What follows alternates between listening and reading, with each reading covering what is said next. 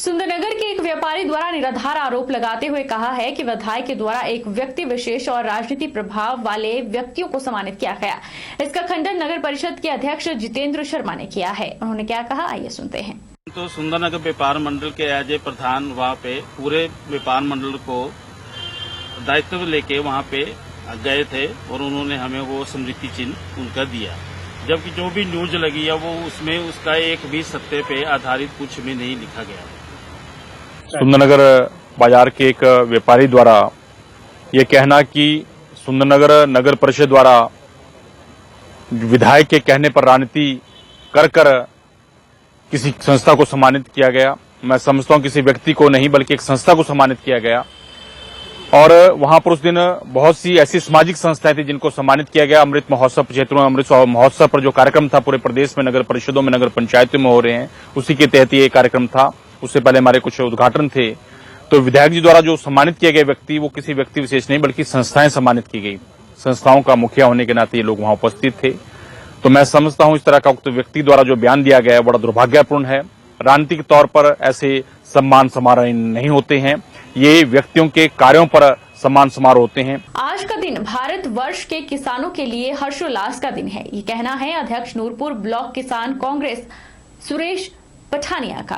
सुरेश पठानिया ने जसूर में पत्रकार वार्ता के दौरान कहा कि एक वर्ष से किसान केंद्र सरकार द्वारा पास किए गए काले कानूनों का विरोध कर रहे थे। किसानों की एकता ने केंद्र सरकार को इन काले कानूनों को वापस लेने पर मजबूर किया है।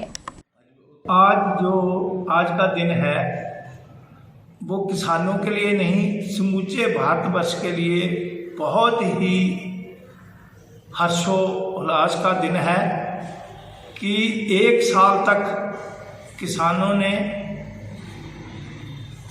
दिन रात सर्दी गर्मी सहन करके और जो कुछ दिन पहले प्रधानमंत्री जी ने घोषणा की थी 3 काले कानूनों के लिए, और आज जो है एमएसपी के ऊपर भी सहमति बन गई है, पिछले साल बन गई थी, और जो भी किसानों की मांगे थी वो मान ली गई।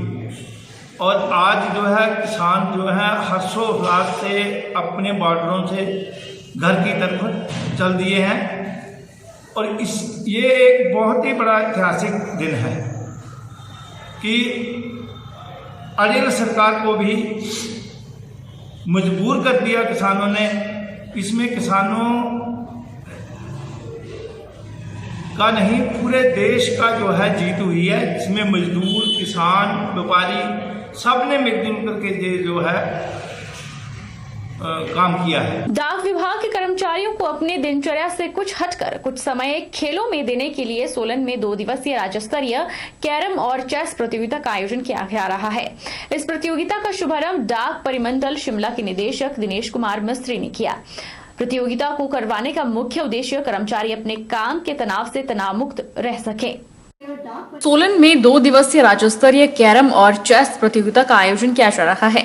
इस प्रतियोगिता में राज्य भर के 50 से अधिक डाक विभाग के खिलाड़ियों ने भाग लिया। डाक परिमंडल शिमला के निदेशक दिनेश कुमार मिस्त्री ने बताया कि विभाग अपने कर्मचारियों को काम के तनाव से कम करने के लिए इस तरह की प्रतियोगिता करवाता है। उन्होंने कहा कि राज्य स्तरीय प्रतियोगिता से निकले सर्वश्रेष्ठ खिलाड़ियों का चयन राष्ट्रीय प्रतियोगिता के लिए होगा। उन्होंने कहा कि अपने कर्मचारियों को तनाव मुक्त करना और खेल भावना पैदा करना ही इस प्रतियोगिता का मुख्य उद्देश्य है। वहीं राज्य भर के प्रतिभागियों ने इस प्रतियोगिता को लाभकारी बताते हुए कहा कि इससे वह रोज रोज एक ही काम के तनाव से बाहर निकलते हैं और राज्य भर के कर्मचारियों के साथ मेलजोल होता है। ये इस तरह की प्रतियोगिता खिलाड़ियों का सर्वांगीण विकास करती है। 2 दिवस के ये कैरम और चेस का रीजनल टूर्नामेंट हम लोग यहाँ पे रखा है। यहाँ पे इसका मेन उद्देश्य तो ये है कि अभी हमारी नेशनल लेवल की टीम जाने वाली है, जिसका जो कंपटीशन है national level chess and carrom tournament, ये होने वाला है। तो उसके लिए एक टीम सेलेक्ट हम करने जा रहे हैं। तो रीजनल मीट के दौरान यहाँ पे बेस्ट जो भी हमारे पास जो प्लेयर्स होंगे उनकी टीम हम सेलेक्ट करके हम लोग नेशनल पार्टिसिपेंट के लिए भेजेंगे। दूसरा उसका उद्देश्य ये है कि काम के बीच में रिफ्रेशमेंट और इस तरह की एक्टिविटी होना जरूरी है, जिससे कि काम का जो लोड होता है हमारे जो स्टाफ के बीच उसमें, तो वो थोड़ा सा रिड्यूस हो। लोग यहाँ पे खेल के जाएं, एक भाईचारे और टीम भावना का परिचय दें और एक रिफ्रेशमेंट अपना रिफ्रेश होकर के जाए, ताकि जब भी अपने ऑफिस में जाए बहुत अच्छी एनर्जी के साथ और क्रिएटिविटी के साथ ही अपना काम कर सके। हमारे विभाग की तरफ से ये प्रतियोगिता हर साल की जाती है और हम बहुत ज़्यादा खुश हैं इस चीज़ से कि हमें मौका मिलता है अपने डेली रूटीन से निकल के इन गेम्स में पार्टिसिपेट करने का, और इसके साथ हमारा माइंड थोड़ा फ्रेश हो जाता है। जो डेली रूटीन का स्ट्रेस है वो हमारा निकल जाता है। मंडी जिला पेचक शिलाट एसोसिएशन के द्वारा मंडी के टेबल टेनिस हॉल में 2 दिवसीय पेचक शिलाट मार्शल आर्ट प्रशिक्षण शिविर का आयोजन किया जा रहा है, जिसमें प्रतिभागियों को पेचक शिलाट मार्शल आर्ट का प्रशिक्षण दिया जा रहा है।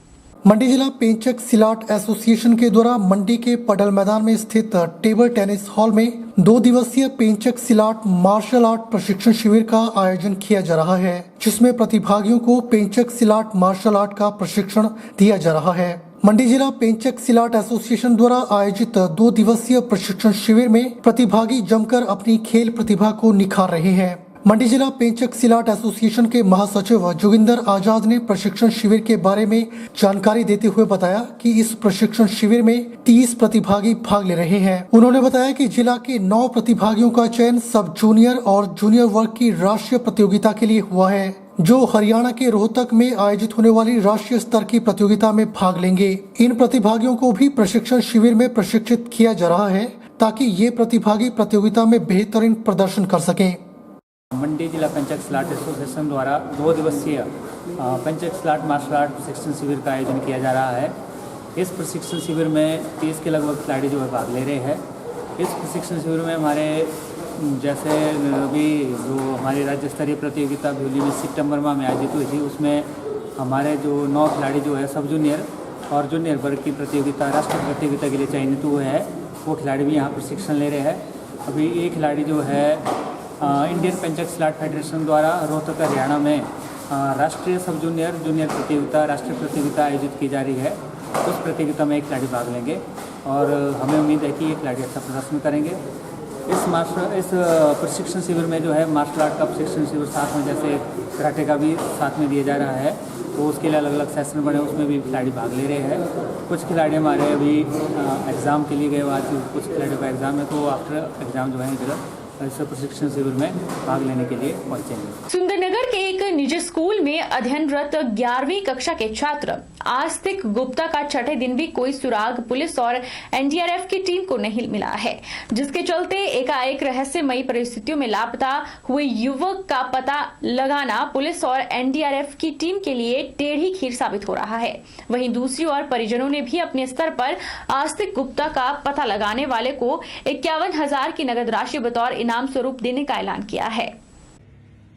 सुंदरनगर के एक निजी स्कूल में अध्ययनरत 11वीं कक्षा के छात्र आस्तिक गुप्ता का छठे दिन भी कोई सुराग नहीं मिला है। आस्तिक गुप्ता के पिता प्रदीप कुमार गुप्ता निवासी बग्गी तहसील बल जिला मंडी ने आम लोगों से अनुरोध किया है कि अगर कहीं पर भी उनका बेटा आस्तिक गुप्ता मिलता है या उसकी पहचान होती है तो ऐसे व्यक्ति को वह नगद इनाम देकर सम्मानित करेंगे और पता बताने वाले का नाम और पता गुप्त रखा जाएगा। उन्होंने इस दिशा में आम जनता से सहयोग की अपील की है और अपने बेटे से भी आग्रह किया है कि अगर वह जहां कहीं भी है अपने घर लौट आए।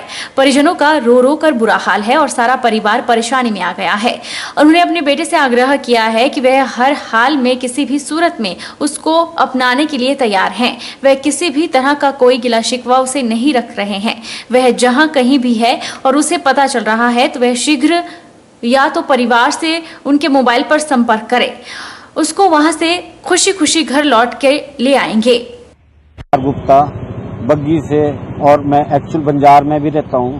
तो मेरा बेटा महावीर पब्लिक स्कूल में पढ़ता है, जिसको मैंने 6 महीने से यहाँ डाला हुआ है। वो हॉस्टल में रहता था, तो 2-3 दिन की छुट्टी थी, वो घर आया हुआ था।